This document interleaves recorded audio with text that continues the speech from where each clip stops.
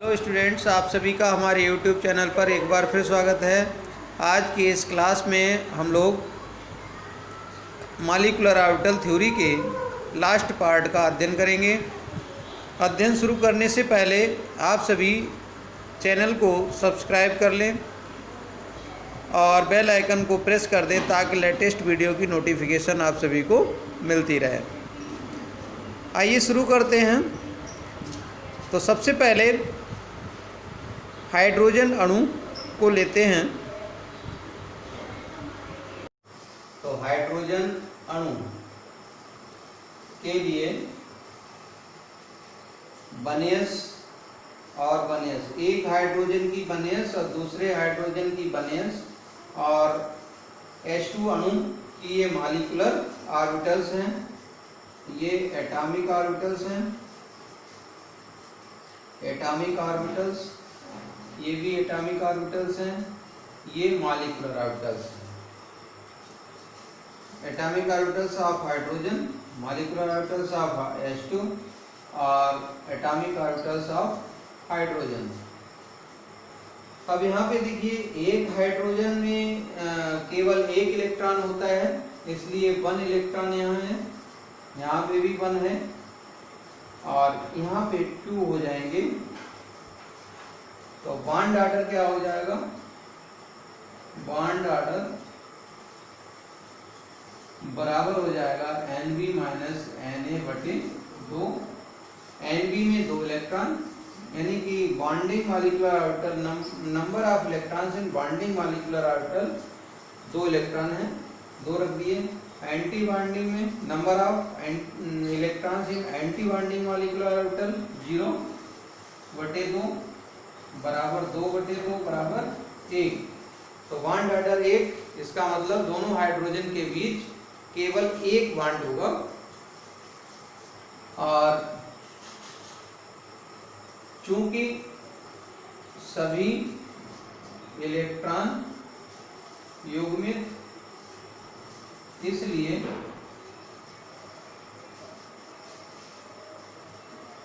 सभी इलेक्ट्रॉन युग्मित, इसलिए डायामैग्नेटिक, इसलिए H2 अणु डायामैग्नेटिक होगा। डायामैग्नेटिक का मतलब है प्रति चुंबकीय,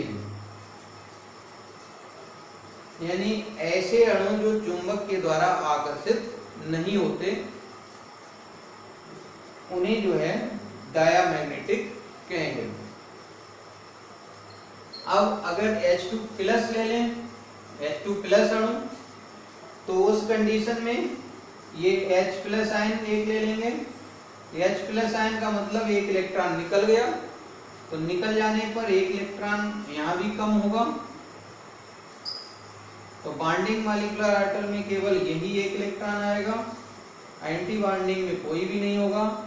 तो Nb माइनस Na ये 1 माइनस 0 बराबर 2 हो जाएगा, तो 1/2 हो जाएगा और ये हो जाएगा आधा। तो सभी इलेक्ट्रॉन यहाँ पे देखिए, एक अयुग्मित इलेक्ट्रॉन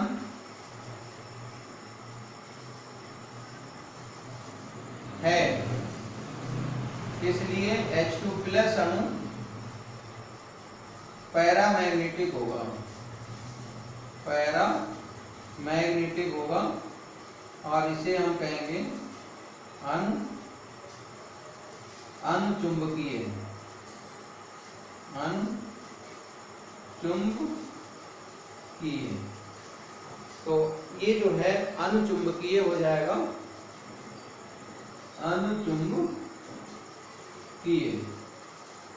पैरामैग्नेटिक। तो H2 प्लस अनचुंबकीय हो जाएगा।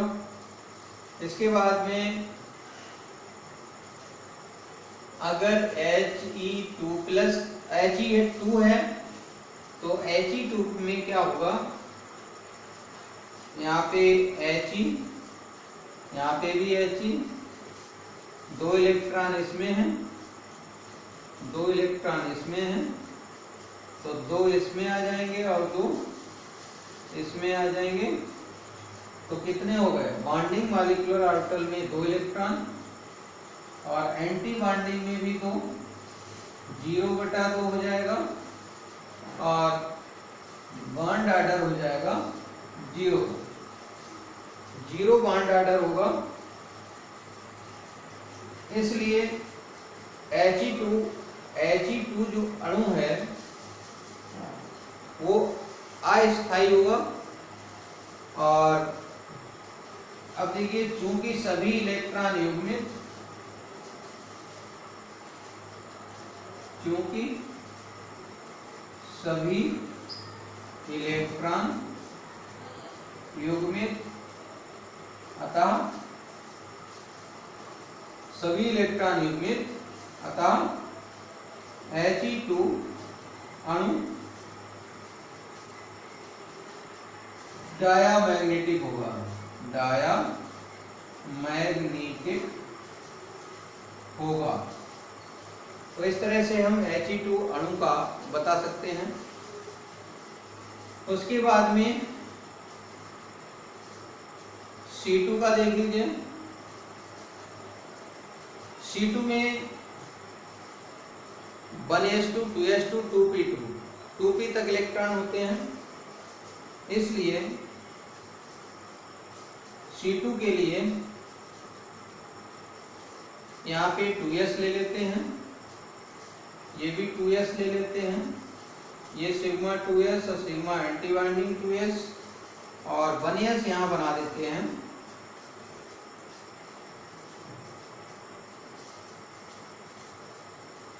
बनेस को यहाँ बना देते हैं।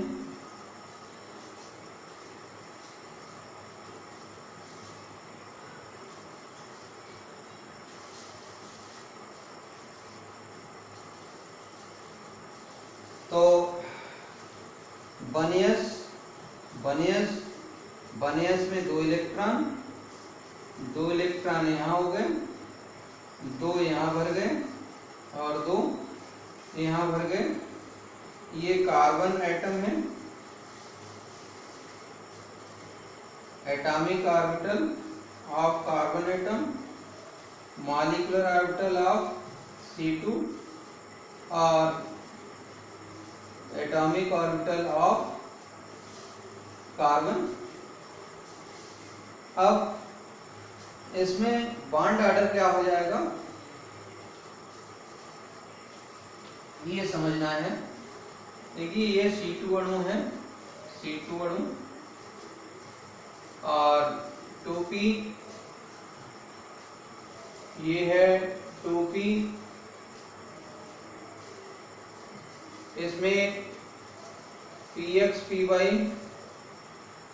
तो 2px 2py ये बन जाएंगी, सिग्मा 2pz ये बन जाएगी।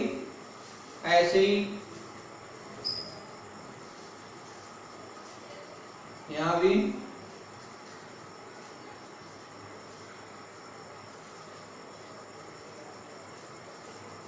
इनको जोड़ दीजिए।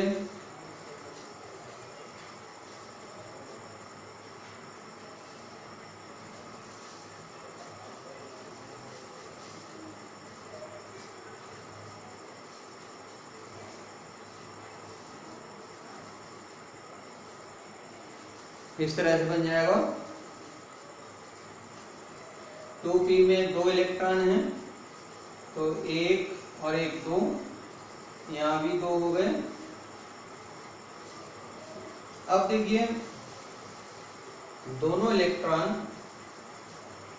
2 2 4 हैं, तो 1 इसमें भर जाएगा, 1 इसमें भर जाएगा, फिर 1 इसमें और 1 इसमें, यानी चारों यहाँ आ जाएंगे। अब बॉन्डिंग मॉलिक्यूलर ऑर्बिटल में 2 2 4 और 4 8, तो 8 बॉन्डिंग मॉलिक्यूलर ऑर्बिटल हो गए। एंटी बॉन्डिंग में कितने हो गए? सिग्मा एंटी बॉन्डिंग 1s है, ये सिग्मा 1s है। तो 2 और 2 4, 4 एंटी बॉन्डिंग मॉलिक्यूलर ऑर्बिटल हो गए, तो 4/2 बराबर 2, तो बॉन्ड ऑर्डर 2 आ गया। दोनों कार्बन के बीच 2 बॉन्ड होंगे सहसंयोजक बंध। अब चूंकि सभी इलेक्ट्रॉन युग्मित हैं, अतः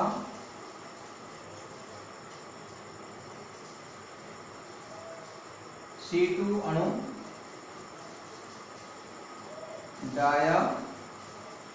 डायामैग्नेटिक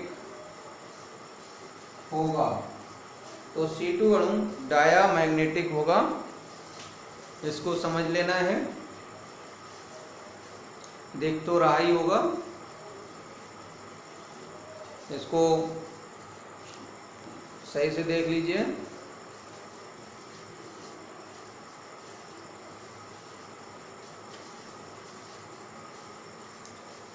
इसके बाद C2 अणु के बाद में आ जाएगा N2। N2 अणु में क्या होगा,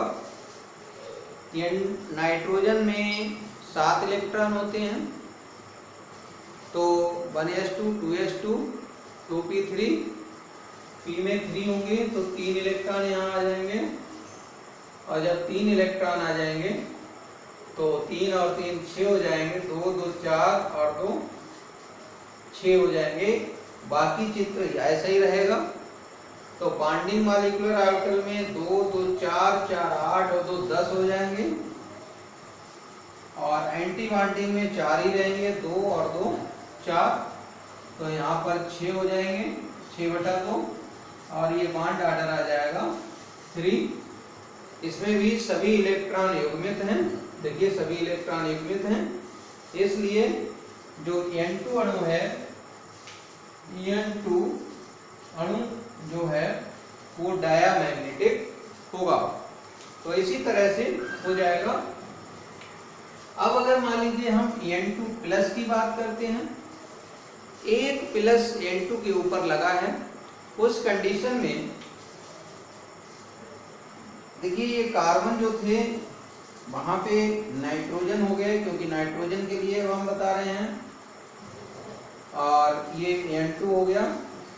अब देखिए N2 प्लस जब है तो यहाँ पे N2 प्लस वाला आ जाएगा, एक तरफ N प्लस बना दो, एक तरफ N बना दो, जिधर प्लस बनाएंगे उधर एक इलेक्ट्रॉन कम हो जाएगा, और जब कम हो जाएगा तो यहाँ पे एक इलेक्ट्रॉन कम आएगा, और जब एक इलेक्ट्रॉन कम आएगा तो बॉन्डिंग मॉलिक्यूलर ऑर्बिटल में एक इलेक्ट्रॉन कम हो जाएगा, यहाँ पे रह जाएंगे 9, 9 में 4 गए 5, 5/2, तो बॉन्ड ऑर्डर आ जाएगा 2.5, और एक इलेक्ट्रॉन अयुग्मित, क्योंकि एक इलेक्ट्रॉन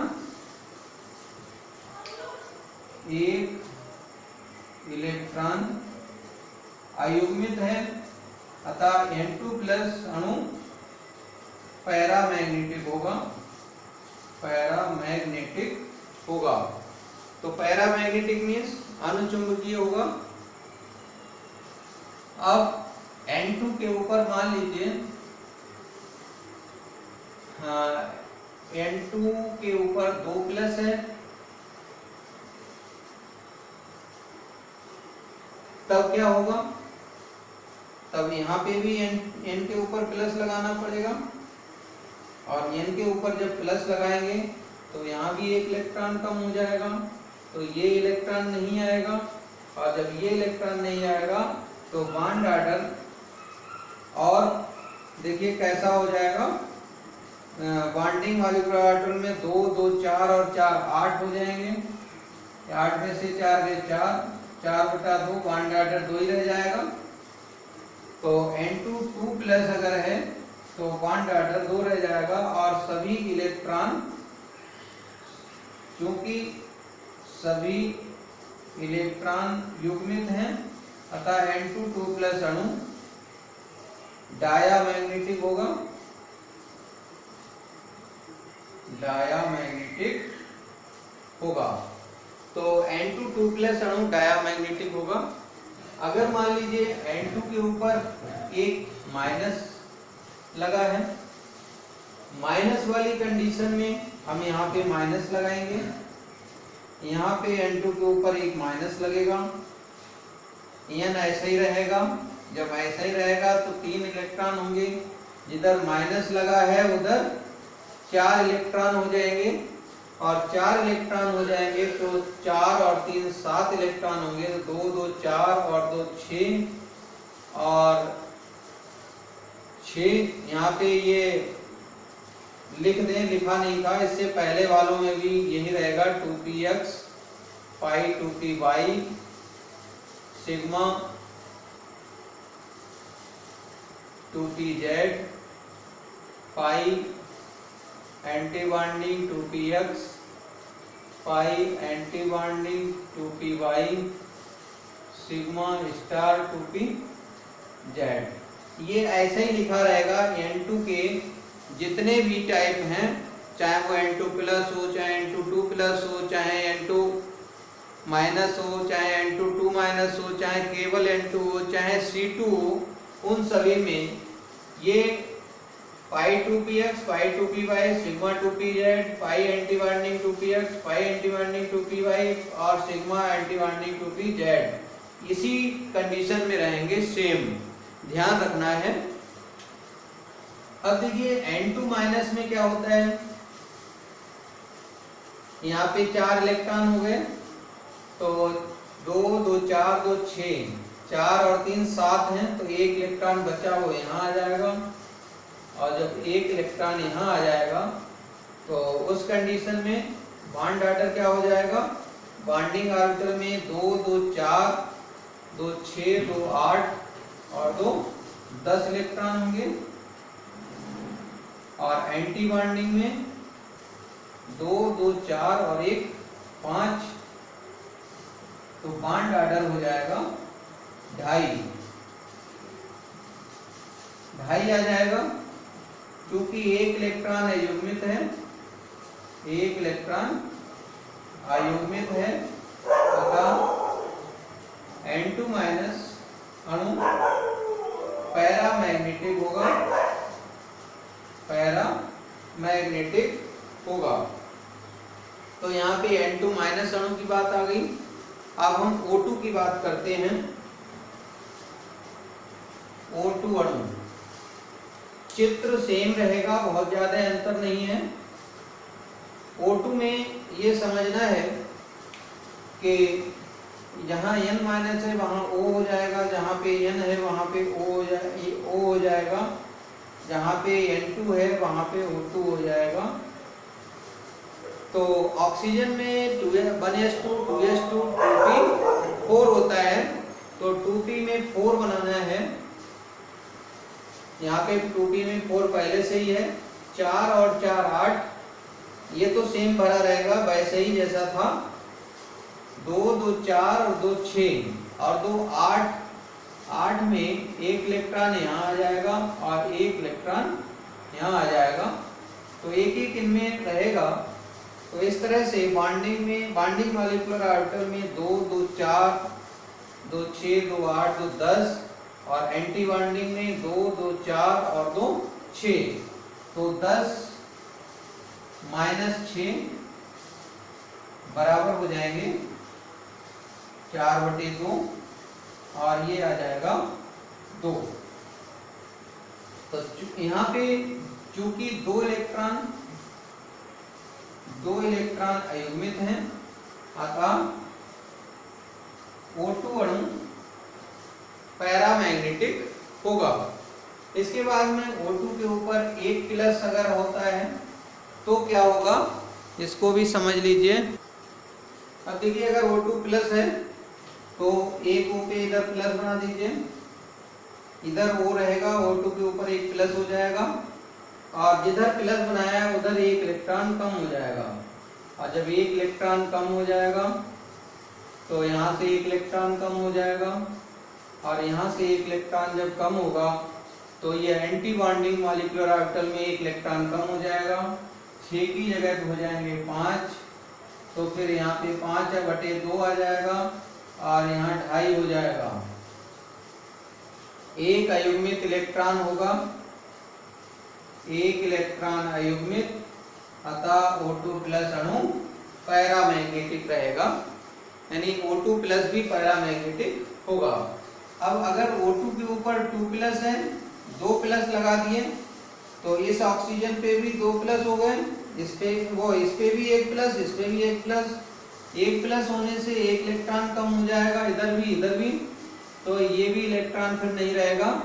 और उस कंडीशन में बॉन्डिंग मॉलिक्यूलर ऑर्बिटल में 2 2 4 2 6 2 8 और 2 10, और एंटी बॉन्डिंग में 2 और 2 4, तो 6/2 बॉन्ड ऑर्डर हो जाएगा 3। सभी इलेक्ट्रॉन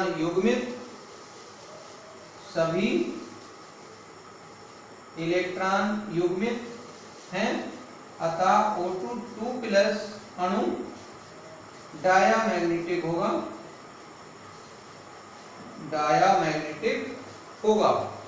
तो डायामैग्नेटिक होगा, बॉन्ड ऑर्डर सबका निकालना आना चाहिए। यहाँ पे 3 आएगा। अब देखिए, अगर O2 के ऊपर 1 माइनस है तो यहाँ पे 1 माइनस लगा दो इस O के ऊपर। यहाँ पे O है, अब जिधर माइनस लगा है, देखिए O है तो फिर यहाँ 4 इलेक्ट्रॉन होंगे। माइनस लगा है तो 4 तो यहाँ O के हैं और 1 माइनस लगा है, इसलिए 5 इलेक्ट्रॉन हो गए। तो 5 और 4 9, यहाँ पे 6 भर गए और 9 इलेक्ट्रॉन भरने हैं, तो 3 इलेक्ट्रॉन भरने हैं इधर, 1 और 1 2 और 1 3। तो बॉन्डिंग मॉलिक्यूलर ऑर्बिटल में 2 2 4 2 6 2 8 और 2 10, और एंटी बॉन्डिंग में 2 2 4 और 3 7। और जब 7 यहाँ लिखेंगे तो यहाँ पे 3 आ जाएगा, 3/2 अर्थात 1.5, बॉन्ड ऑर्डर हो जाएगा 1.5। और क्योंकि एक इलेक्ट्रॉन अयुग्मित है, अतः O2 माइनस अणु पैरामैग्नेटिक होगा। इसके बाद में O2 के ऊपर 2 माइनस वाला अणु देख लीजिए, ये भी O माइनस है, ये भी O माइनस है। उस कंडीशन में 1 इलेक्ट्रॉन यहाँ भी बढ़ जाएगा, यहाँ तो पहले से ही बढ़ा है, और जब यहाँ बढ़ जाएगा तो 1 इलेक्ट्रॉन यहाँ बढ़ जाएगा, और जब यहाँ बढ़ जाएगा तो बॉन्डिंग मॉलिक्यूलर ऑर्बिटल में 2 2 4 2 6 2 8 2 10, एंटी बॉन्डिंग में 2 2 4 2 6 2 8, तो 10 - 8/2 बराबर हो जाएगा 2/2, और यहाँ पे बॉन्ड ऑर्डर आ जाएगा 1। सभी इलेक्ट्रॉन युग्मित हैं, अतः O के ऊपर 2 माइनस अणु डायामैग्नेटिक होगा। तो आज की इस क्लास में यहीं तक, आगे नेक्स्ट क्लास में फिर मिलते हैं। चैनल को सब्सक्राइब कर लें और बेल आइकन को प्रेस कर दें ताकि लेटेस्ट वीडियो की नोटिफिकेशन आप सभी को मिलती रहे। That's all.